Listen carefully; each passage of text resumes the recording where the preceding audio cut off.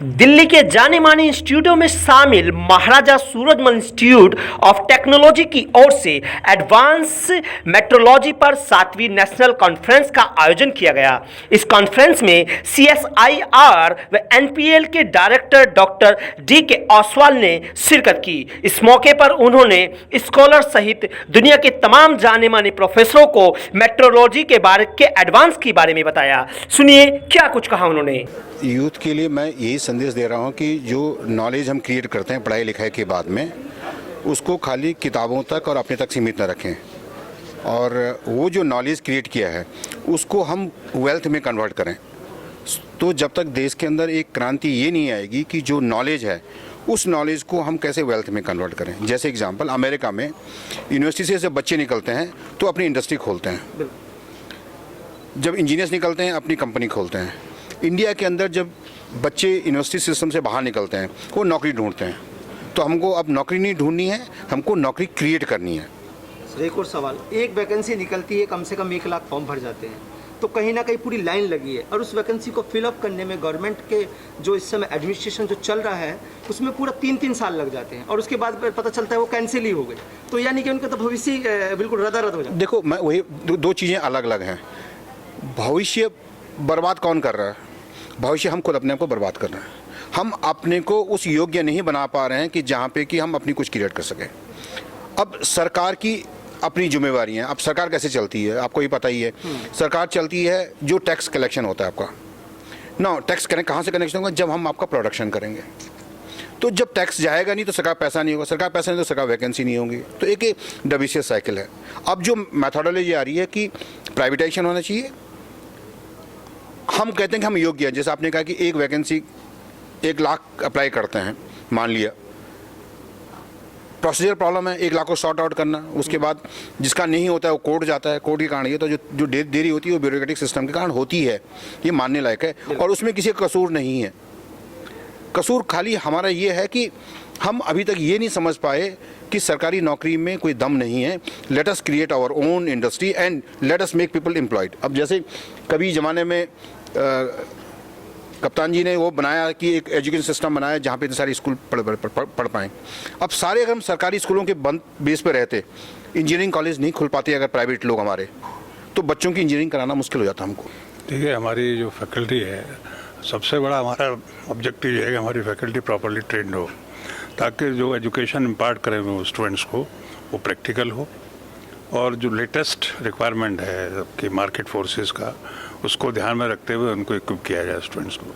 तो इसके लिए हम अपने टीचर्स को बाकायदा ट्रेनिंग दिलाते हैं, उनके फैकल्टी डेवलपमेंट प्रोग्राम्स करते हैं और उन प्रोग्राम्स के जरिए कोशिश करते हैं कि अप टू डेट रहें वो नॉलेज के बारे में। स्टूडेंट्स के बारे में मैंने बताया था कि हम स्टूडेंट्स को, एक तो करिकुलम हमारे आउटडेटेड हैं। किसी भी यूनिवर्सिटी में चले जाएं वो मार्केट डायनामिक्स के साथ नहीं जुड़ते, और जुड़ते भी हैं तो बहुत लेट स्टेज पे जुड़ते हैं।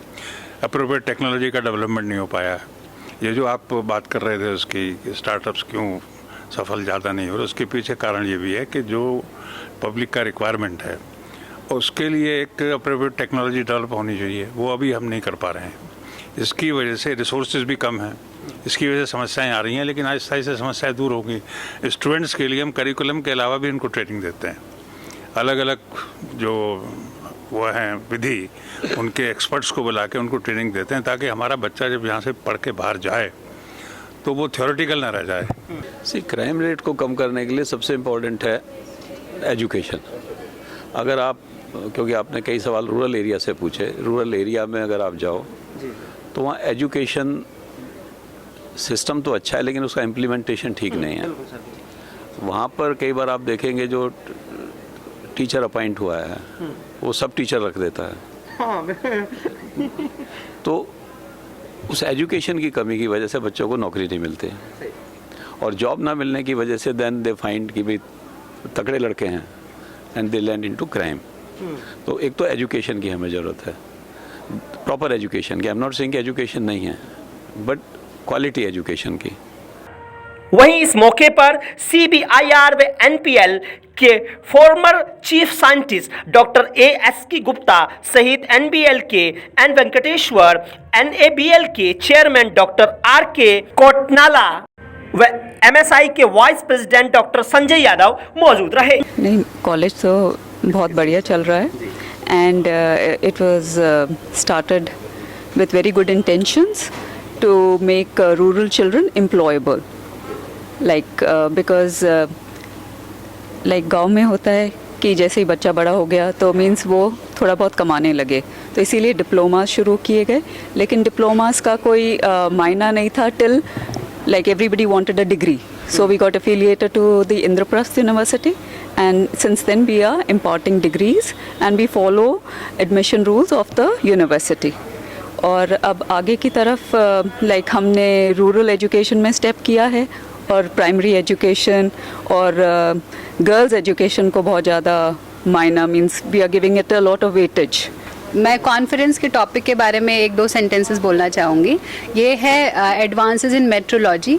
इसका मतलब ये होता है कि मेट्रोलॉजी जो साइंस ऑफ मेजरमेंट है वो उसमें क्या क्या नए डेवलपमेंट्स हो रहे हैं, क्या क्या नए टेक्नोलॉजी में क्या क्या डेवलपमेंट हो रही है। अगर हम डे टू डे लाइफ में से एग्जांपल लें तो जैसे आप कोविड-19 के टेस्ट का एग्जांपल ले सकते हैं। वो जब हम सैंपल लेते हैं तो हम उसको किसी मशीन में डालते हैं और वहाँ से उसको टेस्ट करते हैं, तो मशीन कितना एक्यूरेट रिजल्ट दे रही है वो मशीन का कैलिब्रेशन लैब्स में होता है। जैसे कि NABL लैब्स के जो हमारे डायरेक्टर आए हुए थे वो उसी लैब के हेड हैं, उसी इंस्टीट्यूट के हेड है जिनके लैब्स में ये सारे इक्विपमेंट्स इंस्ट्रूमेंट्स कैलिब्रेट की जाती हैं, मतलब उसको करेक्ट किया जाता है, उसको ठीक किया जाता है। और जो CSIR NPL है, जो नेशनल फिजिकल लेबोरेटरी है, ये इसी तरह के इंस्ट्रूमेंट्स को बनाते भी है और उसके जो मेजरिंग इंस्ट्रूमेंट्स होते हैं उसको बनाते भी है और उसका जो एक्यूरेसी है मेजरमेंट का वो कितना सही हो उसके ऊपर भी काम करते हैं। Maharaja Surajmal Institute is under the aegis of Surajmal Memorial Education Society, and we as an institute are contributing our might to the national development by grooming our students for the holistic development. Even during this pandemic, we have achieved the digital resilience. We responded very well to all the situations pertaining to shifting from the physical classroom to the virtual classrooms, all the concerns pertaining to the faculty, the students, the infrastructural upgradation, we responded very well and moved onto the path of recovery at a fast pace. Actually अभी ये जो conference है basically ये conference quality system पे है, measurements आज की date में सबसे इम्पोर्टेंट चीज़ है। चाहे मेजरमेंट हो किचन में हो, चाहे मेजरमेंट मेडिकल फील्ड में हो, बायोमेडिकल में हो, चाहे वो कंस्ट्रक्शन कंपनी में हो, चाहे ऑटोमोबाइल इंडस्ट्रीज़ में हो। और हम बच्चों को करिकुलम में जो पढ़ाते हैं थ्योरेटिकल चीज़ें पढ़ाते थे, अभी हमने आगे कंसेप्ट क्लियर किया बच्चों को कि what is the importance of the metrology and what is the importance of the measurements. तो measurement is one of the fundamental issue. अगर मेजरमेंट ठीक नहीं होंगे तो हम कोई भी सिस्टम ठीक से बना ही नहीं पाएंगे। तो ये संस्था है ये काफ़ी समय से चल रही है, तो किस तरीके से आप लोग सारा बच्चों के लिए क्या क्या सर्विसेज देते हैं? बच्चों के लिए देखो जो भी वेलफेयर एक्टिविटीज़ होती हैं, स्पोर्ट्स एक्टिविटीज़ है, कल्चरल एक्टिविटीज़ है, उससे पूरा हमारा फोकस होता है। एनुअल मीट होती है, बीच में मीट होती रहती है, तो एग्जीबिशन ऑर्गेनाइज करते हैं, कल्चरल फेस्ट ऑर्गेनाइज करते हैं, स्पोर्ट्स मीट ऑर्गेनाइज करते हैं। जो रूरल एरिया के बच्चे हैं उनके डेवलपमेंट के लिए विकास के लिए क्या है? उसके लिए हम क्या है, जो बच्चे रूरल एरिया से हैं और जो अच्छे हैं पढ़ाई में और अपना जो आमदनी उनकी लिमिटेड है या माँ बाप की जो कमज़ोर हालत है, उनको 50,000 रुपये महीने का 50,000 रुपये साल का हम स्कॉलरशिप देते हैं। काफ़ी दिन से हमारे कोई रिलैक्सेशन वगैरह होता है? फीस में रिलैक्सेशन नहीं है क्योंकि यूनिवर्सिटी के रूल ऐसे हैं, जो यूनिवर्सिटी तय करती होगी, यूनिवर्सिटी तय करती है और यूनिवर्सिटी के कोई नॉर्म ऐसे नहीं कि उसमें फ़ीस रिलैक्सेशन हो। लेकिन जो अच्छे बच्चे हैं पढ़ने में और जो जिनकी माली हालत ठीक नहीं है उनको हम जो है 50,000 का मदद करते हैं। वहीं जब कुछ लोगों से कृषि कानूनों को लेकर बात की गई तो सुनिए क्या बेबाकी से कहा उन्होंने। बड़ी बड़ी कॉन्फ्रेंस की जा रही है, गवर्नमेंट बड़े चाहे वो कोई भी हमारे प्रधानमंत्री हो देश के, इधर मतलब कभी इधर चुनाव में बिजी है, कभी उधर है, क्या एक बार किसानों के लिए कुछ नहीं बनता है आपको? नहीं, किसानों के लिए बनता है, उनको बोलना चाहिए था। और ये बड़े दुख की बात है कि इतने बड़े वर्क को जो है गवर्नमेंट इग्नोर कर रही है, ये ठीक बात नहीं है। मेरा नाम ब्रह्मदेव डबास है, मैं महाराजा सूर्यमल इंस्टीट्यूट में चेयरमैन फाइनेंस कमेटी हूँ और किसान का बेटा हूँ। मैंने खुद बैलों का हल चला रखा है और अभी जो ये चल रहा है ये देश के हित में नहीं हो रहा है, क्योंकि आप लोग तो उस टाइम पैदा नहीं हो गए। एक बार बॉम्बे में सेशन हुआ था पंडित नेहरू के टाइम में, और पंडित नेहरू चाह रहे थे कि कोऑपरेटिव फार्मिंग जो है ना यहाँ इंडिया में आए, तो चौधरी चरण सिंह ने उसको अपोज किया था और कोई कांग्रेसी नहीं बोला था। ही वॉज द ओनली कांग्रेसी who opposed him and explained the things कि क्या क्या इसके नुकसान होंगे। आप सब मीडिया कर्मियों का सम्मान है, स्वागत है सूरजमल मेमोरियल एजुकेशन सोसाइटी में।